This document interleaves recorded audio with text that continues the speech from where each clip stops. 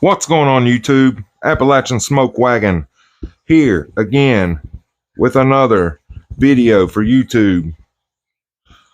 So if you like the content you've seen or find anything helpful or just like watching somebody ramble on about guns, then hit the like button, subscribe, leave me a comment, do all the YouTube things. Thank you for all that have subscribed already. I really appreciate it. Thank you sincerely. And the guys that's left comments, I really appreciate it. Leave some more. You're awesome. Thank you. Let's get into this. Today we got my Squirrel Slayer, the Savage B22 FVSR 22 long rifle bolt action rifle. We are clear, no mag. So let's talk about this. This is a cool little 22. Like I said, it's the Savage B22 FVSR. It MSRPs for $369 the last time I checked, which was about 10 minutes ago. It has a weight of 5.6 pounds. It's, of course, a bolt action 22 long rifle. It has a 16.25 inch bull barrel that is button rifled with a 1/16 twist rate. I have added a Midwest Industries 3-port muzzle brake, which is not needed on a 22, but it just had a barrel nut, a knurled barrel nut on there, and I thought this looked much cooler. So, you know, looking cool's half the battle, if not 75%. So there you have it. The Midwest Industries muzzle brake. It comes with a 10-round rotary box mag. It just turns and spits out your next round as you run your bolt. What else? So speaking of magazines, I got these 25-round Butler Creek A22s, which work perfectly in this thing. They click right in. Now, they did have a little break-in period on these. They didn't want to feed when it was jammed full to 25, and you would try to run the bolt.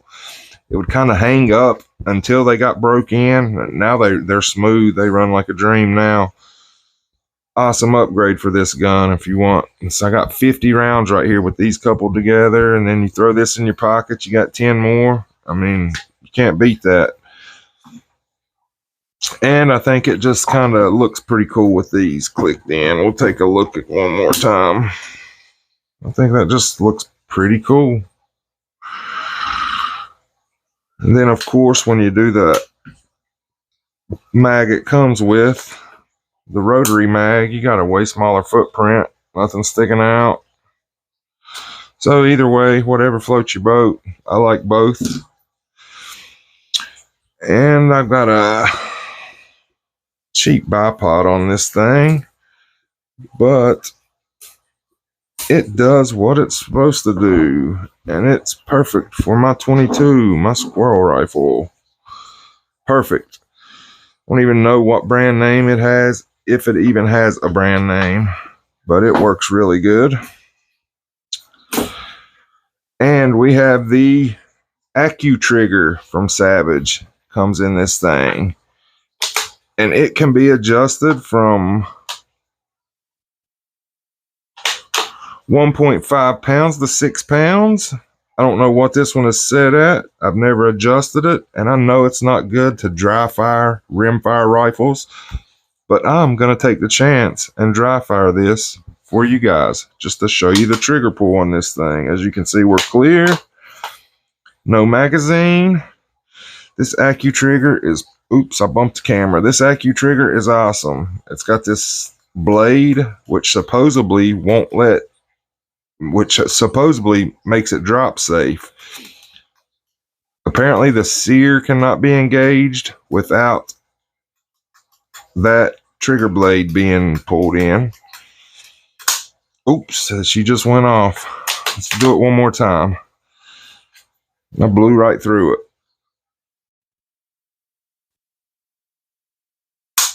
Oh, it's very light. I would say that 2 pounds, maybe 2 pounds. I mean, that thing is super light. This is an awesome trigger.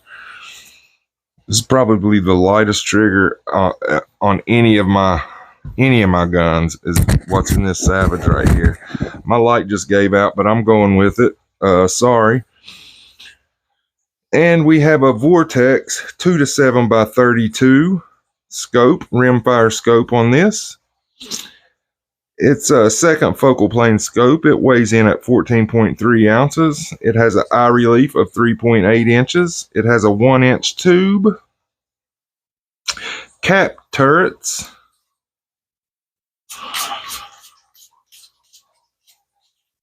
with a click value on windage and elevation of 1/4 MOA or 0.25 MOA, with a total of 60 MOA adjustment on both windage and elevation. It has no illumination. It has just a regular crosshair, a regular dead hold crosshair inside, which works perfect on the 22 for me anyways. Like, I'm not doing any crazy shooting with my 22. And it comes with that awesome Vortex VIP warranty, which I think is a no questions asked warranty, which is pretty awesome. And the clarity on this little scope is very nice.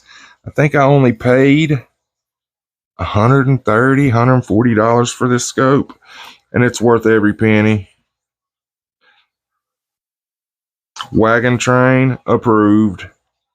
What a rimfire scope. Works really, combinations good with this gun. It makes a good combination with this 22. But yeah, I just wanted to show my 22, my little Squirrel Slayer. The stock is really comfortable on this gun. It's got the higher comb. I've got a little budget sling attached to it, which works perfect to throw over your back if you're gonna be walking around the woods for any significant amount of time. It's got an tri-glide adjustment on it. It's no name brand. I think it just come off Amazon. I've had it for a long time. Really no problems with it. It's perfect for a 22. And that's about it. Just wanted to go over my Squirrel Slayer with you YouTube connoisseurs. Tell me what you guys think. You guys own a 22? The Ruger 1022, I've almost pulled the trigger, pun intended, on one of those many times. I've almost bought one several times. I'd still like to have one. I think every gun owner should probably have a 22 at least, if not a couple. So maybe one day I'll get a Ruger 1022 and we'll talk about it on this channel. But as for now, I'm going to stick with my little bolt action. And that's about it. Thanks for, like I say, once again, thanks for your all's support with the comments and the subscriptions. I really appreciate it.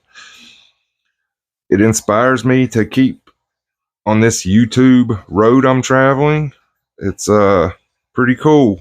I really appreciate it. Subscribe if you haven't.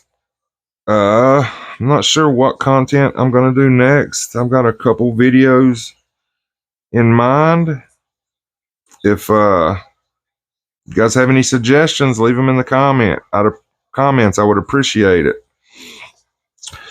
I guess that's about it for this episode of Appalachian Smoke Wagon.